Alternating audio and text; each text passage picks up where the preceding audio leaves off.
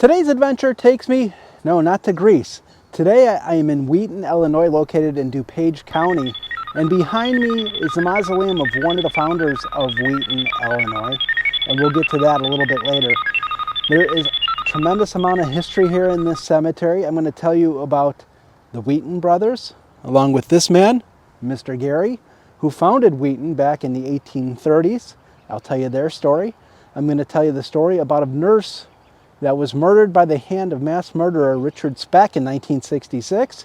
And since it is close to baseball season, I'm going to show you the grave of Jimmy Piersall and tell you his story. He was a baseball player, center fielder, pretty good center fielder and pretty good baseball player. I will tell you his story as well. So come join me as we explore Wheaton Cemetery.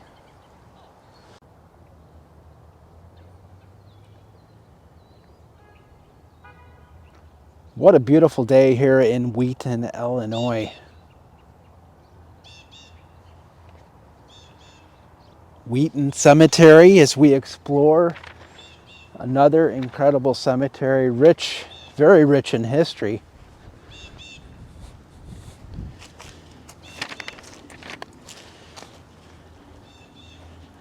Still an active cemetery. 8,000 to 9,000 grave sites here. We have an old tombstone here, right in here with the newer ones. Something Kroger, it looks like. 1909. Billy, maybe. This one over here really caught my eye. Sutton. This is a very interesting tombstone. I see something here indicating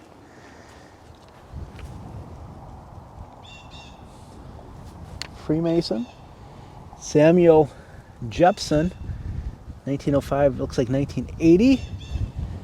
And daughter of the American Revolution, Elaine, 1917. I don't think that's right, because usually those are for daughters of whose fathers fought in the American Revolution.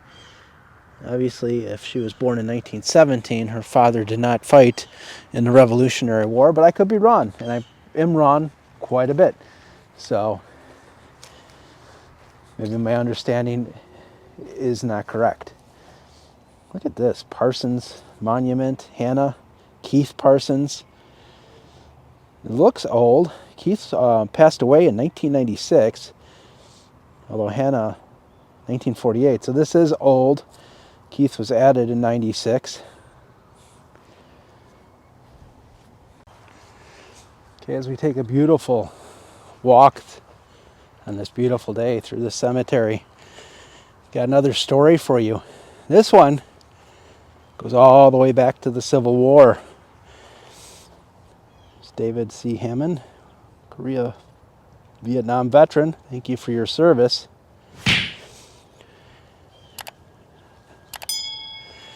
This one is about a Civil War Union Army officer, Mercelius E. Jones. This is interesting. Almost looks like a Reese's peanut butter cup. Little bomb. Rather recent one. So getting back to Mercelius Jones, he joined the Union Army in the first summer of the war and was mustered in as sergeant in Company E, 8th Illinois Volunteer Cavalry, September 18th, 1861. He rose in rank during the war, being promoted to second lieutenant in 1862, first lieutenant in 1864, and captain also in 1864. But why am I telling you the story of Mr. or Captain Jones? I'm telling you the story because in the early morning of July 1st, 1863 at Gettysburg, Pennsylvania, at about 7 o'clock in the morning, he squeezed off around at Confederate forces that were crossing the nearby Marsh Creek. And why is that important, you ask? because that is the first shot at Gettysburg. And that shot is what started the Battle of Gettysburg. And here's his tombstone here. Marcellus E. Jones, 1830 to 1900. There you see 8th Captain, 8th Illinois Infantry, fired the first shot at the Battle of Gettysburg, July 1st, 1863. And here he rests in Wheaton, Illinois, in Wheaton Cemetery.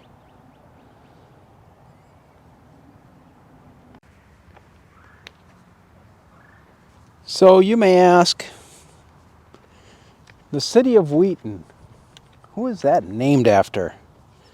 Well, there's actually 3 men that founded Wheaton. Erastus Gary, Jesse Wheaton, and Warren Wheaton are the 3 that founded Wheaton. And here's some of the Wheaton ancestors here. A lot of Wheatons in this cemetery. So the trio, they traveled west from New England and claimed hundreds of acres of land in northeast Illinois in 1837 and 1838. There, they began to lay important cornerstones in what would become the city of Wheaton.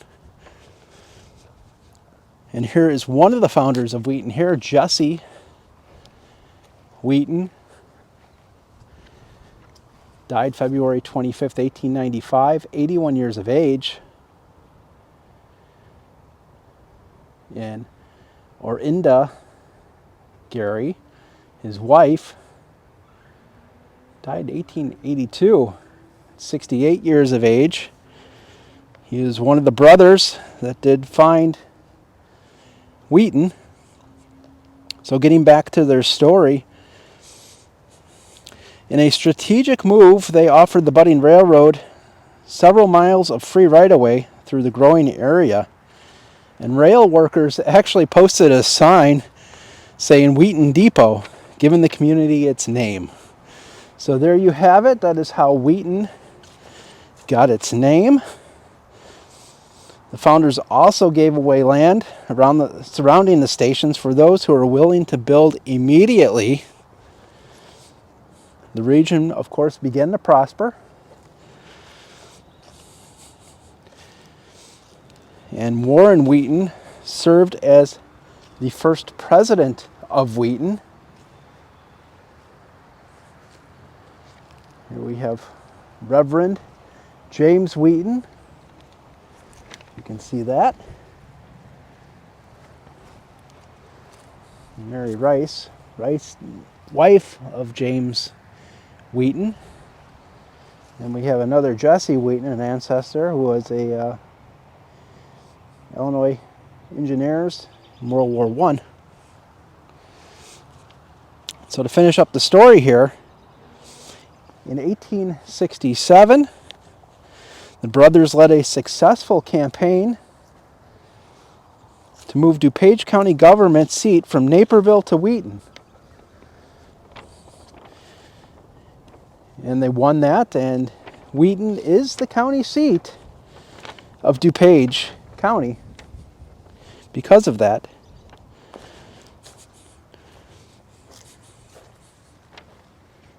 A little story there of the Wheaton brothers.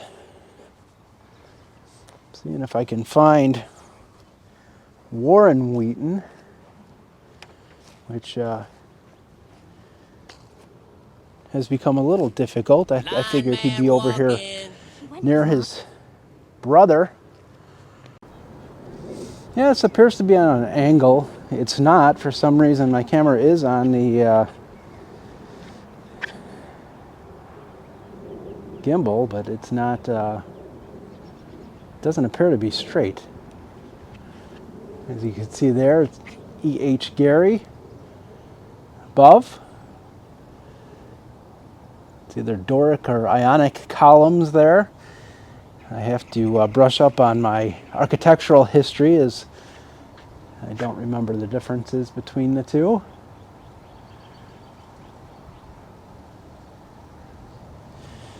but definitely modeled after Greek architecture.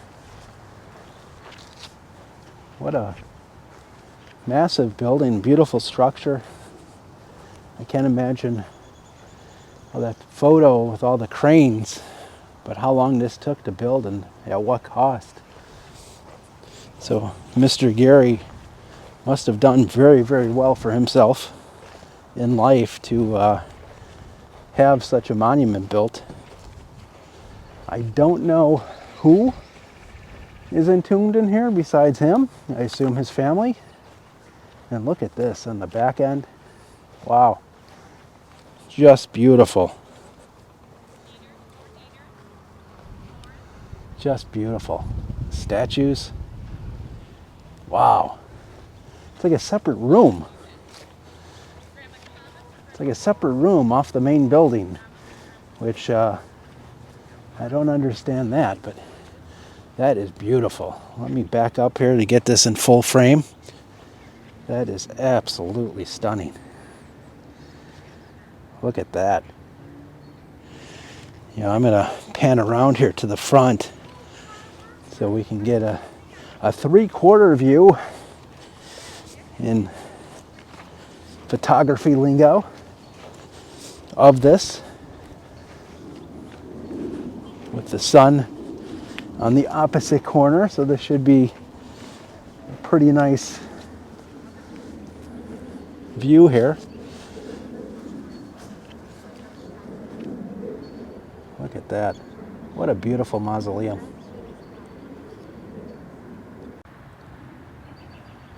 As I finished up looking at the mausoleum of one of the founders of Wheaton, Illinois, we're going to try to find a grave of a woman that was tragically murdered. A very popular story in the 1960s.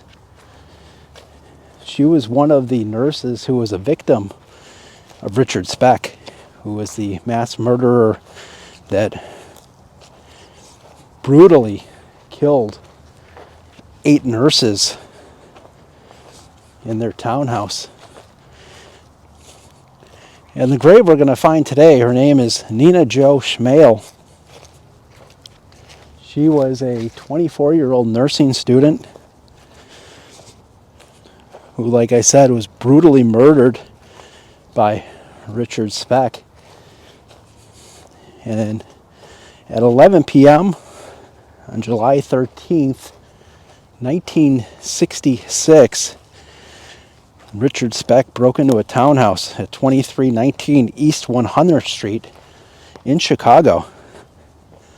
Using only a knife, he took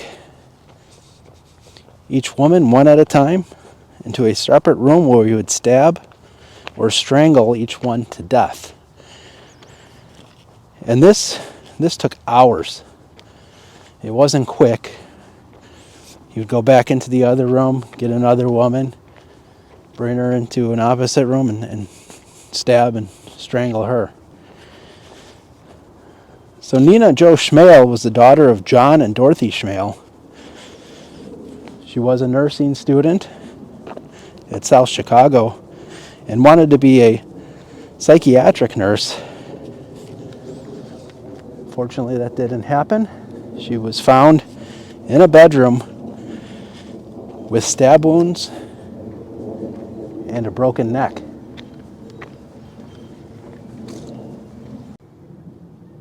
And here we see the Schma Monument here.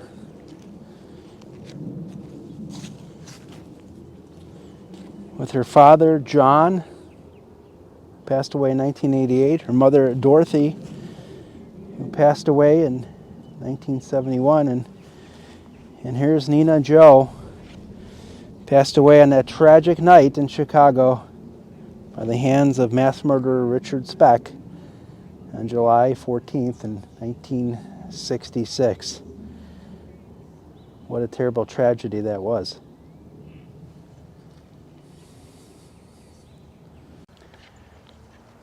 Well, this is interesting how you have some modern looking headstones and then not so much, like this one here. A lamb on the top. Edith is the name. I guess this is from 1943. January 10th to August 20th, 1943 for little Edith. I thought that was older. Usually you see the lamb on the 1800s tombstones. But it is there. And then straight away we have a Civil War Ohio infantry, which is rare to see here in northern Illinois.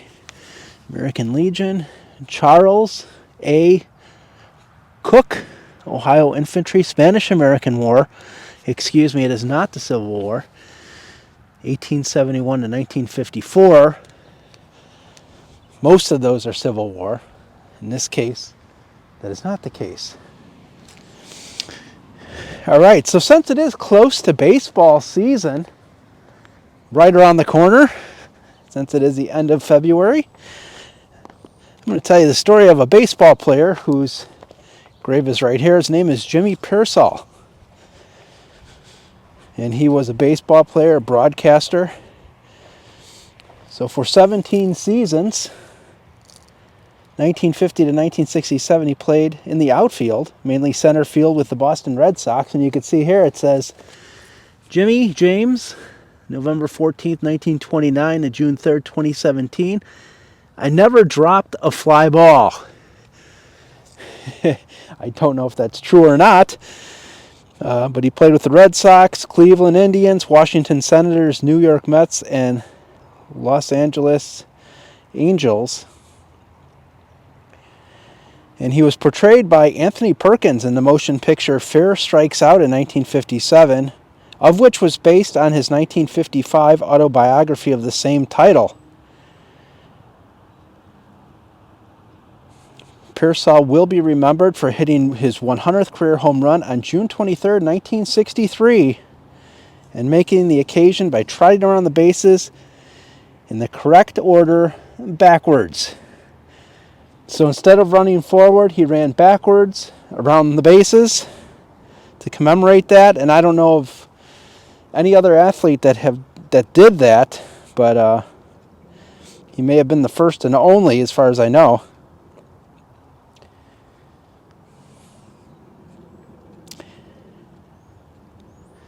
At one period of time, he was sent to the minor leagues and confined to a mental institution. He was diagnosed with manic depression or bipolar disorder. In spite of this, he will go on to have a highly productive career, both offensively and defensively. He was an all-star twice. And in 1956, he led the league with 40 doubles, and he received the Gold Glove in 1958, 1961. Jimmy Piersall played in 1,734 regular season games, had 1,604 hits with a lifetime batting average of .272. That's not bad. That's not bad at all. And how I remember Jimmy Piersall, because I'm not old enough to have watched him play, in the 1970s and early 80s, he was a broadcaster for the White Sox alongside Harry Carey. Yes, Harry Carey did more than the Cubs. Before he was with the Cubs, he was with the Chicago White Sox. So I do remember Jimmy Piersall from that. He was fired in 1983 because he had some controversial comments. And he was inducted into the Boston Red Sox Hall of Fame in 2010. There you go. Jimmy Piersall.